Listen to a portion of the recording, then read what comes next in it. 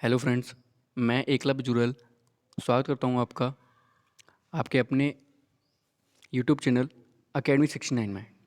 मैं आपको आज मॉडर्न हिस्ट्री कराने वाला हूँ। मैं मॉडर्न हिस्ट्री काफ़ी पार्ट्स में कराऊंगा आपको, ताकि आपको बिल्कुल समझ में आ जाए और एक भी क्वेश्चन आपका ना छूटे। ठीक है, जैसा कि मैं आपको बता दूँ, मैं जो भी क्वेश्चन कराऊंगा आपको वो सारे क्वेश्चन पेपर में आएंगे। ठीक है, और आते रहे हैं। ठीक है, और आगे भी आएंगे। ठीक है, एकदम मेन क्वेश्चन मैं आपको बस कराऊंगा, एकदम स्टोरी के बेस पे। ठीक है, तो चलिए चलते हैं और मॉडर्न हिस्ट्री के बारे में पढ़ते हैं। ठीक है, अच्छा, जो आज का टॉपिक रहेगा वो रहेगा भारत का राष्ट्रीय आंदोलन और स्वतंत्रता प्राप्ति 1885 से 1945 तक। ठीक है, अगर वीडियो अच्छी लगी हो तो अगर वीडियो अच्छी लगे तो लाइक और शेयर जरूर कीजिएगा। ठीक है, चलिए, तो भारत का राष्ट्रीय आंदोलन और स्वतंत्रता प्राप्ति 1885 से 1945 तक। ठीक है, ये आज का टॉपिक है। ठीक है, अच्छा, जो इसमें जो पार्ट है इसमें जो पार्ट है, प्रथम चरण है, भारतीय राष्ट्रीय आंदोलन का प्रथम चरण 1885 से 1905 तक है। ठीक है, भारत में राष्ट्रीय आंदोलन का प्रारंभ 1885 ईस्वी से माना जाता है। 1885 ईस्वी से माना जाता है, जब भारतीय राष्ट्रीय कांग्रेस की स्थापना हुई थी। ठीक है, ये सभी जानते हैं कि भारतीय राष्ट्रीय कांग्रेस की स्थापना 1885 ईस्वी में हुई थी। ठीक है, अच्छा, और जो नहीं जानते हैं, वो पहली बार क्लास ले रहे हैं, वो जान लें कि कांग्रेस की स्थापना जो है 1885 में हुई थी। ठीक है, पहला पॉइंट। दूसरा पॉइंट है, भारतीय राष्ट्रीय आंदोलन के प्रथम चरण की जो मुख्य घटना है वो यही है। ठीक है, अच्छा, देखिए, मुख्य घटना 1885 ईस्वी में भारतीय राष्ट्रीय कांग्रेस की स्थापना है। ठीक है, भारतीय राष्ट्रीय कांग्रेस की स्थापना ही मुख्य घटना है। ठीक है, अच्छा, ये पॉइंट भी क्लियर। ठीक है, अब पढ़ते हैं अगला पॉइंट, जो मेन पॉइंट है। ठीक है, इसका प्रथम अधिवेशन 28 दिसंबर 1885 ईस्वी को मुंबई स्थित गोकुल दास तेजपाल संस्कृत विद्यालय में हुआ था। इस अधिवेशन के अध्यक्ष जो थे वो वोमेश चंद्र बनर्जी थे। ठीक है, कौन थे? वोमेश चंद्र बनर्जी थे। ठीक है, अच्छा, इसमें दो चीज़ याद करने लायक हैं, मेन है। ठीक है, लिख लीजिएगा।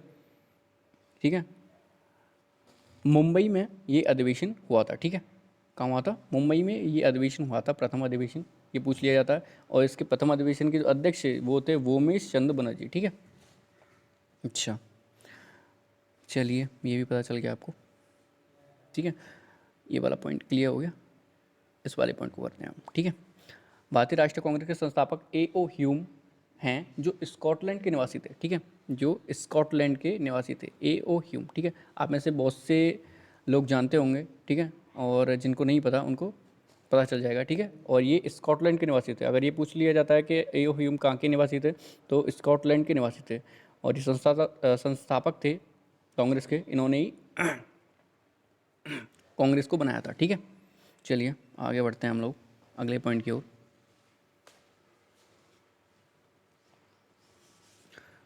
इनका पूरा नाम एलन, देखिए ये वाला पॉइंट है। ठीक है, ये वाला पॉइंट है। ठीक है, इनका पूरा नाम एलन ऑक्टेविलियन ह्यूम था। यह एक प्रशासनिक अधिकारी, राजनीतिक सुधारक और ब्रिटिश भारत में शौकिया पक्षी विज्ञानी थे। ठीक है, देखिए, ये ब्रिटिश भारत में एक शौकिया पक्षी विज्ञानी थे, यानी कि जो पक्षियों का विज्ञान होता है, ठीक है, उनमें इनकी दिलचस्पी थी। ठीक है, और ये एक राजनीतिक सुधारक भी थे और प्रशासनिक अधिकारी भी थे। ठीक है, ये ज़्यादा इम्पोर्टेंट नहीं है, ये आता नहीं है। ठीक है, बट इसे याद कर लीजिएगा अभी तो फिलहाल। और आप अगर स्टोरी की बेस पे अगर चलते हैं तो आपको याद रहेगा। ठीक है, अच्छा, ए.ओ. ह्यूम कांग्रेस के जन्मदाता थे, परंतु उन्होंने कभी इसकी अध्यक्षता नहीं की। ठीक है, ए.ओ. ह्यूम जन्मदाता थे, मतलब कांग्रेस इन्होंने बनाई थी, पर इसकी कभी अध्यक्षता नहीं की इन्होंने। ठीक है, मैं आपको बता दूं, ये महामंत्री पद पर रहे हैं। ठीक है, महामंत्री पद पर रहे हैं कांग्रेस के। ठीक है, पर इन्होंने कभी भी इसकी अध्यक्षता नहीं की। ठीक है, तो याद रखिएगा आप ये भी। ठीक है, अगला पढ़ते हैं हम लोग। ठीक है, अगला पॉइंट पढ़ते हैं हम लोग। देखिए, कांग्रेस के प्रथम अधिवेशन में 72 सदस्यों ने हिस्सा लिया था। कितने? 72 सदस्यों ने हिस्सा लिया था, 72। ठीक है, मेंबर्स ने भाग लिया था। अच्छा, अधिवेशन में 22 मेंबर्स ने हिस्सा लिया था, और इसके जो अध्यक्ष थे इन मेंबर्स के, वो थे व्योमेश चंद्र बनर्जी, ठीक है, जैसा कि मैंने आपको कराया था, ठीक है। A.O. ह्यूम कांग्रेस के महामंत्री पद पर 1885 से 1907 ईस्वी तक बने रहे, ठीक है। अच्छा, ये क्वेश्चन मेन है, ठीक है, IM पे लगा लीजिए इस पर, ठीक है, ये मेन क्वेश्चन है, ठीक है। तो 1907 ईस्वी तक रहे हैं, ठीक है, महामंत्री पद पर A.O. ह्यूम, ठीक है। आगे बढ़ते हैं। भारतीय राष्ट्रीय कांग्रेस का पिता A.O. ह्यूम को कहा जाता है, ठीक है, ये आपको पता होगा, ठीक है, नहीं पता तो पता चल जाएगा कि A.O. ह्यूम को ही भारतीय राष्ट्रीय कांग्रेस का पिता कहा जाता है, ठीक है। अच्छा, चलिए आगे बढ़ते हैं, ठीक है। आगे वाले पॉइंट पे आते हैं, ये वाला पॉइंट है आगे वाला। कांग्रेस नेताओं ने अपनी मांगें मनवाने के उद्देश्य से ब्रिटेन में नौरोजी की अध्यक्षता में 18 शताब्दी को सुधार समिति की स्थापना की थी, ठीक है। नौरोजी की अध्यक्षता में, याद रखिएगा, नौरोजी की अध्यक्षता में ब्रिटेन में, ठीक है, ब्रिटेन में एक भारतीय सुधार समिति की स्थापना की थी, ठीक है, भारतीय सुधार समिति की स्थापना की थी। अब मैं बताता हूँ आपको भारतीय सुधार समिति क्या है, ठीक है। भारतीय सुधार समिति एक बोर्ड है, ठीक है, एक बोर्ड है। उस टाइम पे एक बोर्ड की स्थापना की थी जिसमें कई सारे मेंबर्स थे जो लोग प्रतिवेदनों, प्रार्थना पत्रों उसके द्वारा, ठीक है, अपनी मांगें सरकार के सामने रखते थे और अपनी प्रॉब्लम्स को बताते थे कि हमें ये प्रॉब्लम है, ठीक है। तो इसकी स्थापना की थी कि अपनी मांगें मनवाने के लिए कि हमें ये इस क्षेत्र में ये परेशानी है, हमें इस क्षेत्र में ये परेशानी है, तो हमारी परेशानी ठीक कीजिए, ठीक है। चलिए आगे बढ़ते हैं इसी के साथ।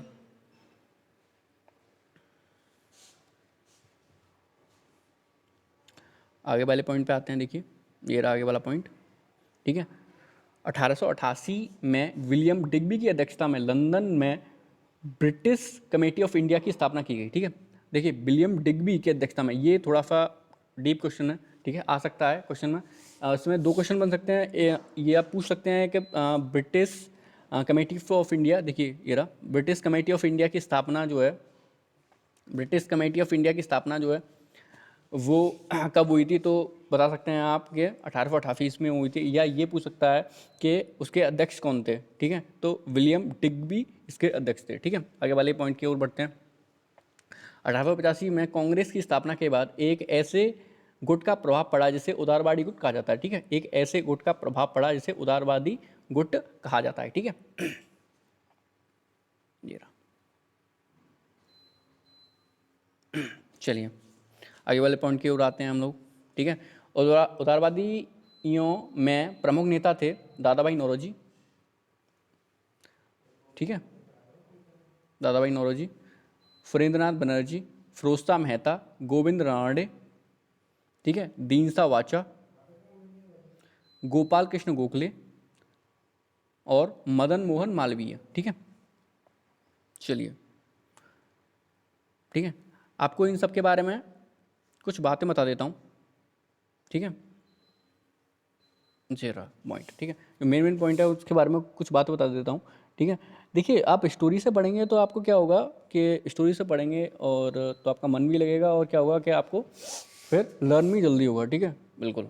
जैसे कि आप देख सकते हैं कि कोई भी चीज़ के बारे में अगर आप इंटरेस्ट लेते हैं तो उसकी एक स्टोरी बन जाती है, ठीक है, माइंड में एक स्टोरी बन जाती है, उसकी एक इमेज आने लगती है, ठीक है। और वो क्या होता है कि उसे ज़्यादा आपको याद रखने की ज़रूरत नहीं होती है, वो अपने आप याद आता रहता है, ठीक है। तो इसीलिए बोल रहा हूँ, ठीक है।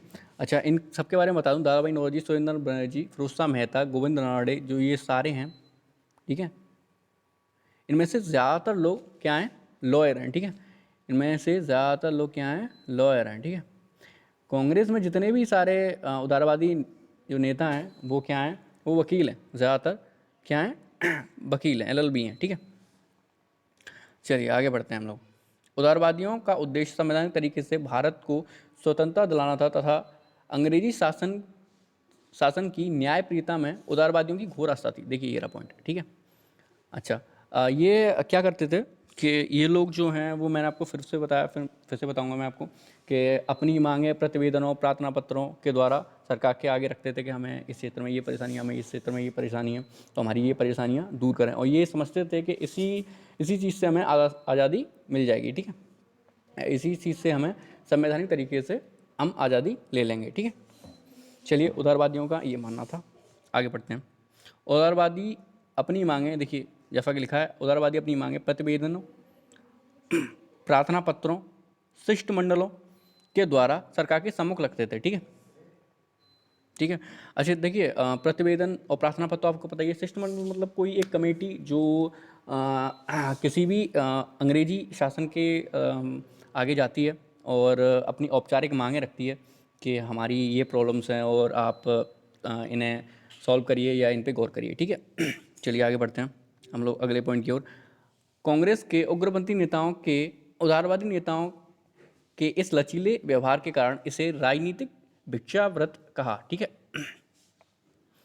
अच्छा, जैसा कि आपको बता दूं कि उग्रपंथी नेताओं द्वारा उदारवादी नेताओं के इस लचीलेपन व्यवहार को उन्होंने क्या कहा, राजनीतिक भिक्षावृत्ति बोल दिया। ठीक है, कि ये राजनीतिक भिक्षावृत्ति है। ठीक है, चलिए आगे बढ़ते हैं हम लोग। ठीक है, अगले पॉइंट की ओर। 1885 में कांग्रेस प्रथम अधिवेशन में पारित मांगों को विनम्र निवेदन के साथ प्रत्येक अधिवेशन में दोहराती रही। ठीक है, देखिए जैसे पहले अधिवेशन में जो मांगें पारित हुई थी, ऐसे ही हर एक अधिवेशन में अपनी मांगों को ऐसे ही विनम्र निवेदन से दोहराती रही, चाहे सरकार माने चाहे ना माने। ठीक है, आगे बढ़ते हैं। कांग्रेस के उदारवादी नेताओं के आंशिक दबाव के परिणाम स्वरूप 1892 का भारतीय परिषद, देखिए भारतीय परिषद अधिनियम पारित हुआ। देखिए मेन जो आपका क्वेश्चन बनता है, ठीक है, वो आ गया है। देखिए भारतीय परिषद अधिनियम, ठीक है, कब पारित हुआ था? ठीक है, तो कब आया था ये? 1892 में। ठीक है, 1892 में ये अधिनियम आया था। ठीक है, चलिए ये क्लियर हो गया। आगे बढ़ते हैं। भारतीय राष्ट्रीय कांग्रेस की अध्यक्षता करने वाले प्रथम मुस्लिम अध्यक्ष जो थे वो 1885 को बदरुद्दीन तैयब जी थे। ठीक है, अच्छा ये चीज़, एक और इम्पोर्टेंट चीज़ आ गई है आपके लिए। ठीक है, आपके लिए एक और इम्पोर्टेंट चीज़ आ गई है जो कि है भारतीय राष्ट्रीय कांग्रेस के जो पहले मुस्लिम अध्यक्ष थे। देखिए पहले मुस्लिम अध्यक्ष थे वो थे बदरुद्दीन तैयब जी। ठीक है, और ये दो चीज़ें हैं इसमें कि आपको याद रखनी है कि 1885 में ये पहले मुस्लिम अध्यक्ष बने थे। ठीक है, और कौन थे? बदरुद्दीन तैयब जी। ठीक है, चलिए क्लियर हो गया। आगे बढ़ते हैं हम लोग एक और इम्पोर्टेंट पॉइंट की ओर। ठीक है, पहले अंग्रेज अध्यक्ष 1888 में जॉर्ज यूले बने थे। ठीक है, पहले जो अंग्रेज अध्यक्ष हैं, ठीक है, ठीक है, पहले जो अंग्रेज अध्यक्ष बने थे कांग्रेस के वो थे जॉर्ज यूले। ठीक है, जो 1888 ईस्वी में बने थे। ठीक है, ये भी इंपॉर्टेंट क्वेश्चन है, काफ़ी बार आ चुका है और आगे भी काफ़ी बार आएगा। ठीक है, चलिए आगे बढ़ते हैं हम लोग।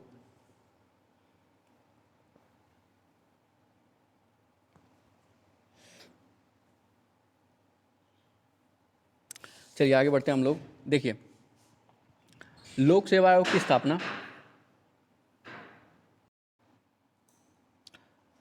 भारत व इंग्लैंड में एक साथ परीक्षा कराने पर सहमति। ठीक है, अच्छा पहली थी लोक सेवा आयोग की स्थापना, दूसरी थी भारत एवं इंग्लैंड में एक साथ परीक्षा कराने पर सहमति, भारतीय व्यय की समीक्षा हेतु तो बेलवाई आयोग की नियुक्ति तथा 1892 का भारत परिषद अधिनियम। ठीक है, इस चरण के राष्ट्रीय आंदोलन की प्रारंभिक उपलब्धियां थीं। ठीक है, देखिए इस चरण में जैसा कि मैंने आपको बताया कि इस चरण में, इस पार्ट में जो कुछ भी घटनाएं घटित हुई वो मेन घटनाएं यही हैं। ठीक है, आपकी लोक सेवा आयोग की स्थापना हुई थी। ठीक है, भारत व इंग्लैंड में एक साथ परीक्षा कराने पर सहमति। ठीक है, भारतीय व्यय के लिए, इसे याद रखिएगा, भारतीय व्यय के लिए, व्यय की समीक्षा के लिए। ठीक है, बेलवाई आयोग की नियुक्ति की गई थी। ठीक है, बेलवाई आयोग किससे संबंधित है? तो आप बता सकते हैं कि भारतीय व्यय से बेलवाई आयोग संबंधित है। ठीक है, चलिए ठीक है, और 1892 का भारतीय परिषद अधिनियम। ठीक है, ये उपलब्धियां थी इस चरण की। ठीक है, चलिए आगे बढ़ते हैं। भारतीय राष्ट्रीय आंदोलन का द्वितीय चरण। ठीक है, भारतीय राष्ट्रीय आंदोलन का द्वितीय चरण। ठीक है,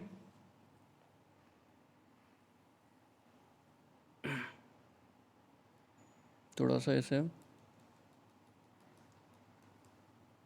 खत्म कर लेते हैं। ठीक है, अब ठीक है। चलिए आगे बढ़ते हैं हम लोग। भारतीय राष्ट्रीय आंदोलन का द्वितीय चरण जो कि 1905 से 1919 तक है, ठीक है। बिना टाइम वेस्ट किए लगातार पढ़ते चले जाएंगे। जो भी स्टूडेंट इस तरीके से पढ़ेंगे लगातार, ठीक है, उनको ज़रूर ही अच्छी तरीके से समझ में आएगा, ठीक है। चलिए हम लोग पढ़ते हैं आगे। देखिए भारतीय राष्ट्रीय आंदोलन का द्वितीय चरण जो है, ठीक है, उसमें पहला पॉइंट है भारतीय राष्ट्रीय आंदोलन के इस चरण को नव राष्ट्रवाद अथवा उग्रवाद के उदय का काल माना जाता है, ठीक है। राष्ट्रवाद अथवा उग्रवाद के उदय का काल माना जाता है, ठीक है, इस क्षण को।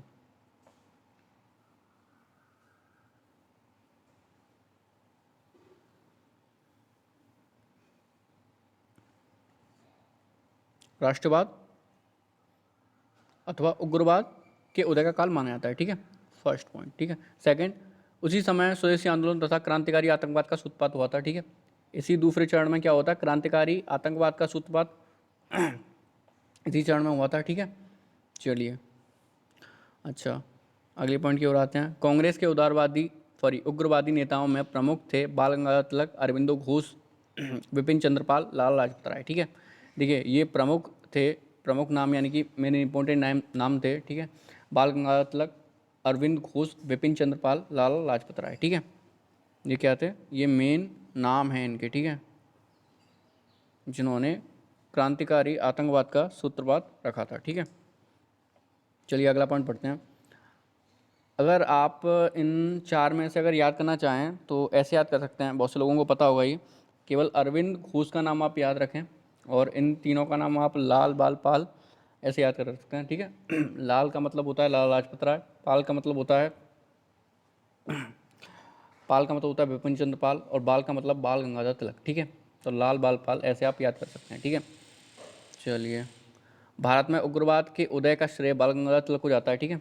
देखिए अगर पूछ लिया जाता है कि भारत में उग्रवाद का जो श्रेय है वो किसको जाता है, तो आप बता सकते हैं कि बाल गंगाधर तिलक को उग्रवाद का श्रेय जाता है, ठीक है। ठीक है, बाल गंगाधर तिलक को क्या जाता है भारत में उग्रवाद का श्रेय जाता है, ठीक है। चलिए आगे पॉइंट पे बढ़ते हैं हम लोग। इन्होंने उग्रवाद राष्ट्रीय चेतना के विकास में धार्मिक रूढ़िवाद का आश्रय दिया, ठीक है। चलिए आगे वाले पॉइंट की ओर बढ़ते हैं हम लोग। तिलक ने 1800 देखिए मेन पॉइंट आ गया, तिलक ने 1894 में गणपति महोत्सव, ठीक है, तथा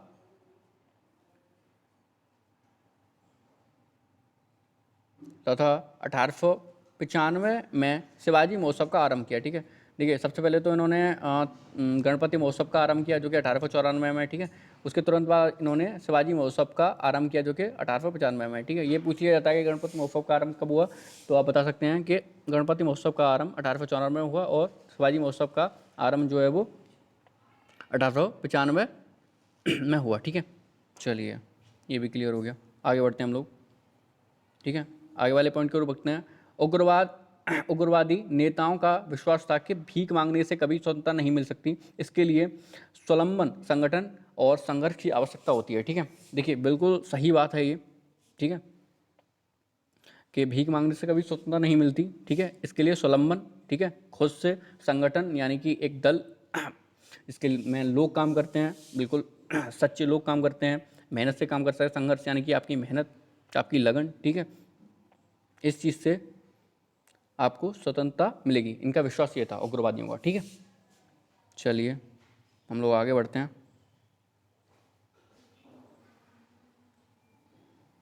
चलिए आगे बढ़ते हैं हम लोग तो आगे पढ़ते हैं हम लोग अगले वाले पॉइंट पे। देखिए ये वाला पॉइंट है, भारतीय राष्ट्रीय आंदोलन के तृतीय चरण में लाल बाल पाल उग्रवाद के 3 प्रमुख स्तंभ कहलाते थे, ठीक है। जैसा कि मैंने आपको बताया कि लाल बाल पाल आप याद कर सकते हैं, लाल से लाला लाजपत राय, बाल से बाल गंगाधर तिलक और पाल से विपिन चंद्र पाल, ठीक है। ये 3 प्रमुख स्तंभ थे उग्रवाद के भारत में, ठीक है, भारतीय राष्ट्रीय आंदोलन में के तृतीय चरण में, ठीक है। अच्छा, भारत में क्रांतिकारी गतिविधियों का सूत्रपात जो था, भारत में क्रांतिकारी गतिविधियों का सूत्रपात 1897 में महाराष्ट्र में हुआ था। ठीक है, सबसे पहले अगर ये पूछ लिया जाता है कि भारत में क्रांतिकारी गतिविधियों का सूत्रपात कब हुआ था, तो आप बता सकते हैं कि 1897 में महाराष्ट्र में हुआ था। ठीक है, 1897 में हुआ था और महाराष्ट्र में सबसे पहले क्रांतिकारी गतिविधियों का सूत्रपात हुआ था। ठीक है, एक एक क्वेश्चन है इसमें, मेन क्वेश्चन जो भी हैं, ठीक है सारे। चलिए आगे बढ़ते हैं। इस चरण में क्रांतिकारियों ने तिलक द्वारा दिए गए नारे अनुनय विनय नहीं अपितु युत्सा को अपना आदर्श घोषित किया। ठीक है, देखिए अगर ये पूछ लिया जाता है कि अनुनय विनय नहीं अपितु युत्सा, जो ये नारा दिया ये किसने दिया है, तो आप बता सकते हैं कि ये तिलक जी ने नारा दिया है। ठीक है, क्रांतिकारियों को। ठीक है, चलिए आगे बढ़ते हैं हम लोग आ चुके हैं बंगाल विभाजन पे। ठीक है, किस पे आ चुके हैं, बंगाल विभाजन पे हम लोग आ चुके हैं। ठीक है, चलिए बंगाल विभाजन पे आते हैं। बंगाल विभाजन, ठीक है, प्रमुख घटना आपको पता ही होगा, बहुत से लोगों ने पढ़ी होगी, नहीं पढ़ी है तो आज हम इससे थोड़ा डीप से पढ़ते हैं। ठीक है, थोड़ा डीप से जानते हैं कि बंगाल विभाजन का क्या कारण है। ठीक है, और कैसे बंगाल विभाजन हुआ। ठीक है, अच्छा फर्स्ट पॉइंट पढ़ते हैं हम लोग। देखिए फर्स्ट पॉइंट, बंगाल में राष्ट्रीय चेतना को नष्ट करने के उद्देश्य से लॉर्ड कर्जन द्वारा 20 जुलाई 1905 को बंगाल विभाजन के निर्णय की घोषणा की थी तथा 16 अगस्त 1905 को बंगाल विभाजन का निर्णय प्रभावी हुआ। ठीक है, देखिए आप जान सकते हैं इस चीज़ में दो मेन पॉइंट हैं केवल। ठीक है, राष्ट्रीय चेतना को नष्ट करने के उद्देश्य यानी कि एक तरीके से फूट डालने के उद्देश्य से ये बंगाल विभाजन हुआ था। ठीक है, अच्छा तो दो चीज़ें याद करने लायक हैं। आप ऊपर वाली डेट को याद मत करिए, नीचे वाली को देखिए, 16 अगस्त वाली को। ठीक है, 16 अगस्त 1905 को बंगाल विभाजन हुआ था। ठीक है, वैसे ज़्यादा डीप करने की याद करने की ज़रूरत नहीं है, पर इसे याद रखिएगा बस, 16 अगस्त 1905 को, ठीक है, बंगाल विभाजन हुआ था। ठीक है, चलिए और दूसरी इम्पोर्टेंट चीज़ है इसमें दूसरा है लॉर्ड कर्जन। उस वक्त क्या थे, लॉर्ड कर्जन थे जो वायसराय थे। ठीक है, उस वक्त भारत के वायसराय कौन थे, लॉर्ड कर्जन थे। ठीक है, अच्छा और लेफ्टिनेंट गवर्नर जो थे बंगाल के, ठीक है, उस समय वो थे आपके एंडरसन थे। ठीक है, एंडरसन थे, आगे आएंगे तो मैं आपको अभी से बता दूं। ठीक है, चलिए अगले पॉइंट पे आते हैं। बंगाल विभाजन के विरोध में कांग्रेस द्वारा 7 अगस्त 1905 को कोलकाता के टाउन हॉल में स्वदेशी आंदोलन की घोषणा के साथ बहिष्कार प्रस्ताव पारित किया गया। ठीक है, अच्छा बहुत से लोगों को पता होगा, बहुत से लोगों को नहीं पता होगा, तो मैं आपको बता देता हूँ कि क्या चीज़ है ये। ठीक है, जैसे ही बंगाल विभाजन की सुनी तो उसके विरोध में ही 7 अगस्त 1905 को ही कोलकाता में, पहले से ही पता चल गया था इन्हें कि बंगाल विभाजन ये लोग करने वाले हैं। ठीक है, सूचना मिल गई थी, तो क्या गया था, कोलकाता के टाउन हॉल में स्वदेशी आंदोलन की घोषणा कर दी थी। यानी कि स्वदेशी का मतलब होता है कि मतलब स्वदेशी अपनाएं, आपको पता ही है। ठीक है, नहीं पता तो मैं बता देता हूँ कि जो कुछ भी है वो अपना मैन्युफैक्चर करें, अपना बनाएं, सारा अपना कुछ पहने। ठीक है, अपना कुछ उपयोग करें। ठीक है, चलिए स्वदेशी आंदोलन की घोषणा की और उसके साथ साथ ही बहिष्कार प्रस्ताव पारित किया। बहिष्कार मतलब जितनी भी अंग्रेजी चीज़ें हैं, सामान हैं, वस्तुएं हैं, नौकरियां हैं, ठीक है, अदालतें हैं, न्यायपालिका हैं, जो भी चीज़ें हैं, ठीक है, उनका क्या किया था, बहिष्कार किया था। ठीक है, चलिए आगे वाले पॉइंट पे बढ़ते हैं हम लोग। 16 अगस्त 1905 को ही संपूर्ण बंगाल में, थोड़ा सा मिसप्रिंट हो गया इसमें, कोई बात नहीं, को ही संपूर्ण बंगाल में कांग्रेस द्वारा शोक दिवस आयोजित किया जाता है। ठीक है, देखिए शोक दिवस भी आयोजित किया जाता है। अगर आपसे पूछ लिया जाए कि शोक दिवस कब मनाया जाता है, तो बंगाल विभाजन जब हुआ था, ठीक है, तभी शोक दिवस मनाया जाता है। ठीक है, चलिए ये चीज़ भी क्लियर हो गई। ठीक है, आगे वाले पॉइंट पे आते हैं। ठीक है, स्वदेशी आंदोलन का विचार सर्वप्रथम कृष्ण कुमार मित्र के पत्र संजीवनी में 1905 को प्रस्तुत किया गया था। ठीक है, देखिए मैं आपको बता दूं कि कृष्ण कुमार मित्र जो एक पत्रकार थे उस टाइम पे, ठीक है, पत्रकार थे और राइटर भी थे, ठीक है। तो उनके पत्र संजीवनी में, ठीक है, सर्वप्रथम स्वदेशी आंदोलन का विचार रखा गया था, ठीक है। ये विचार आया कहाँ से स्वदेशी आंदोलन का, तो आप बता सकते हैं कृष्ण कुमार मित्र के पत्र संजीवनी में, ठीक है। थोड़ा डीप क्वेश्चन हो जाता है पर आपको पढ़ना जरूरी है, ठीक है। कोई बात नहीं, सारे क्वेश्चन आने ही जरूरी है। मैंने आपको बताया कि सारे पॉइंट्स क्लियर कराऊंगा आपके, एक एक पॉइंट, कोई भी एक पॉइंट नहीं छूटेगा, ठीक है इसमें। और इसमें सारा कुछ आएगा, ठीक है। हाँ, चलिए, स्वदेशी और बहिष्कार आंदोलन। स्वदेशी और बहिष्कार आंदोलन को उग्रपंथी नेता बाल गंगाधर तिलक, चलो आपको दिख नहीं रहा होगा थोड़ा सा, इसे हटा देते हैं, ठीक है। आगे वाले पॉइंट की ओर बढ़ते हैं हम लोग, ठीक है।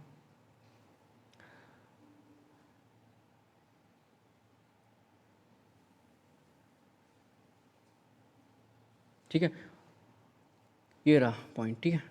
देखिए, स्वदेशी और बहिष्कार आंदोलन को उग्रपंथी नेता बाल गंगाधर तिलक, लाला लाजपत राय तथा अरविंद घोष ने पूरे देश में फैलाया, ठीक है।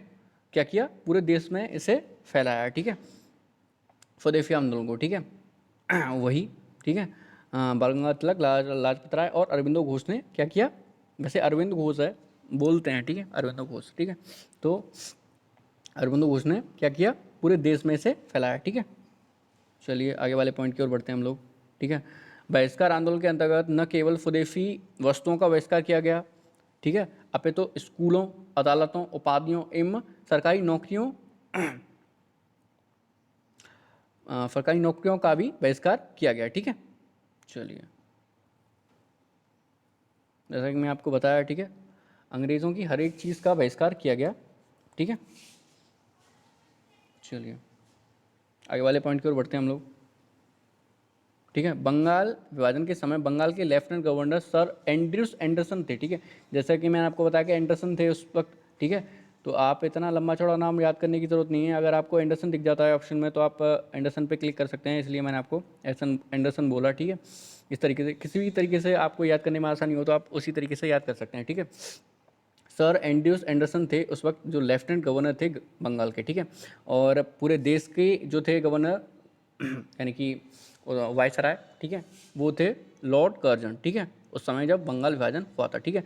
बंगाल विभाजन के विरोध में हुए प्रारंभिक आंदोलन का नेतृत्व सुरेंद्र नाथ बनर्जी ने किया था, ठीक है। देखिए, इसमें एक पॉइंट और है नोट करने लायक, ठीक है, जैसा कि आप देख सकते हैं, ठीक है। सुरेंद्र नाथ बनर्जी ने क्या किया था, प्रारंभिक नेतृत्व किया था बंगाल के विरोध में। प्रारंभिक आंदोलन का नेतृत्व किसने किया था, सुरेंद्र नाथ बनर्जी ने, ठीक है। बंगाल में ब्रिटेन की वस्तुओं के बहिष्कार का सुझाव सर्वप्रथम कृष्ण कुमार मित्र ने दिया था, ठीक है। देखिए, इन्होंने ही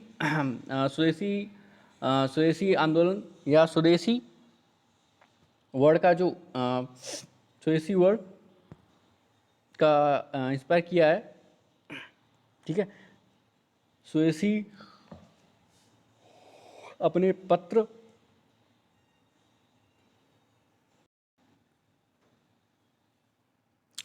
ठीक है, पहले भी मतलब इन्होंने स्वदेशी आंदोलन का जो विचार है वो अपने पत्र संजीवनी में, ठीक है, प्रस्तुत किया था, ठीक है। और यहाँ पे भी आप देख सकते हैं इस वाले पॉइंट में, ठीक है, बंगाल में ब्रिटेन की वस्तुओं के बहिष्कार का सुझाव भी इन्होंने दिया था, ठीक है, कृष्ण कुमार मित्र ने ही दिया था, ठीक है। आगे बढ़ते हैं हम लोग, ठीक है। बंगाल विभाजन का मुख्य कारण हिंदू और मुसलमान को विभाजित करना था, ठीक है। अच्छा, ये चीज़ याद रखिएगा आप कि मेन कारण जो है वो क्या है बंगाल विभाजन का, हिंदू और मुसलमानों को विभाजन करना, यानी कि अलग करना ही बंगाल विभाजन का काम है, ठीक है। मतलब बंगाल की शांति को नष्ट करना, ठीक है, बिल्कुल यही कारण था बंगाल विभाजन का, ठीक है। चलिए हम लोग आगे देखते हैं अगले पॉइंट को। 1911 में दिल्ली दरबार में बंगाल विभाजन को रद्द कर दिया तथा राजधानी को कोलकाता से दिल्ली हस्तांतरित कर दिया, ठीक है। देखिए, जो हमारे देश की राजधानी है, जो हमारे देश की कैपिटल है, वो दिल्ली कब बनी, तो आप बता सकते हैं कि 1911 में, 1911 में भारत की राजधानी दिल्ली बनी, ठीक है, कोलकाता से, उससे पहले कोलकाता थी, ठीक है। चलिए आगे बढ़ते हैं हम लोग, ठीक है, अगला पॉइंट पढ़ते हैं हम लोग। ठीक है, ये मेन पॉइंट है, इसे याद रखिएगा। ठीक है, स्वदेशी आंदोलन को लोकमान्य तिलक ने पूरे देश में, अजीत सिंह और लाला लाजपत राय ने पंजाब और उत्तर प्रदेश में, सैयद हैदर रजा दिल्ली में तथा चिदम्बरम पिल्ले ने मद्रास प्रेसिडेंसी में नेतृत्व किया था। ठीक है, इसे याद रखिएगा आप। ठीक है, कि अजीत सिंह ने और लाला लाजपत राय ने, ठीक है, अजीत सिंह ने पंजाब में, ठीक है, और लाला लाजपत राय ने उत्तर प्रदेश में, सैयद हैदर रजा ने दिल्ली में और चिदम्बरम पिल्ले ने मद्रास प्रेसिडेंसी में इसे क्या किया, इसका नेतृत्व किया। ठीक है, इसे फैलाया। ठीक है, चलिए आगे वाले पॉइंट पे बढ़ते हैं हम लोग। ब्रिटिश पत्रकार एच डब्ल्यू नेविन्सन, ठीक है, ये ने जो है वो आप इसे मिसप्रिंट समझिएगा। ठीक है, ब्रिटिश पत्रकार एच डब्ल्यू नेविन्सन, ठीक है, नेविन्सन स्वदेशी आंदोलन से जुड़े थे। ठीक है, ब्रिटिश पत्रकार थे, ये फेमस ब्रिटिश पत्रकार थे, जो इसमें भी नाम आया इनका। ठीक है, तो नेविन्सन जो थे वो क्या हुए थे, स्वदेशी आंदोलन से जुड़े थे। ठीक है, चलिए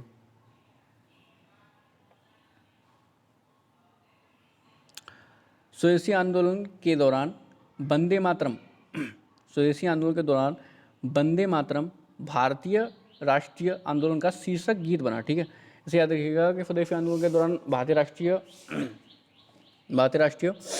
गीत कौन सा था, शीर्षक कौन था, शीर्षक गीत कौन सा था, तो आप बता सकते हैं कि वंदे मातरम उस समय शीर्षक गीत था हमारा। ठीक है, चलिए आज की क्लास यहीं समाप्त होती है। ठीक है, अगले वाले पार्ट में हम मुस्लिम लीग की स्थापना, ठीक है, यहाँ से आगे शुरू करेंगे। ठीक है, पहला पार्ट आपको कैसा लगा बताइएगा कमेंट और शेयर करके, और चैनल को सब्सक्राइब कीजिएगा। ठीक है, चलिए बाय।